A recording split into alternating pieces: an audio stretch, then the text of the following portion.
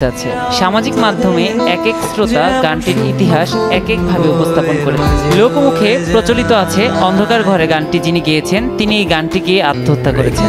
পরবর্তীতে বন্ধুরা তার মোবাইলে গানটি খুঁজে পেয়ে শ্রোতাদের মাঝে ছড়িয়ে দেন। আবার কারো মতে এই গানের পেছনে তিনটি জীবন জুড়ে। সালটা 1996। 5 বছর ধরে এক মেয়ের সঙ্গে প্রেমের সম্পর্কে ছিলেন চট্টগ্রাম বিশ্ববিদ্যালয়ের ছাত্র তানভীর জামান। কি এক অজানা কারণে মেয়েটি তাকে ভুল বুঝে ছেড়ে চলে যায়। প্রেমিকার চলে যাওয়ায় ভীষণ কষ্ট পান তানভীর। মনের গভীর থেকে তিনি লিখেন, নিকষ কালো এই আধারে স্মৃতিরা সব খেলা করে, রয় শুধু নির্জনতা, নির্জনতায় আমি একা, একবার শুধু চোখ মেলো, দেখো আজ পথে জ্বালিয়ে আলো, তুমি আবার আসবে ফিরে, বিশ্বাসটুকু দুহাতে আঁকড়ে ধরে।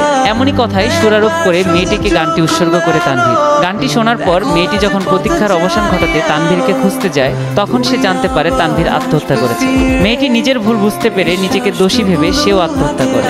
ঘটনা এখানেই শেষ নয়। সে সময় মেয়েটির সঙ্গে যে ছেলেটির সম্পর্ক চলছিল, প্রেমিকার মৃত্যুর খবর শুনে সেই ছেলেটিও আত্মহত্যা করে।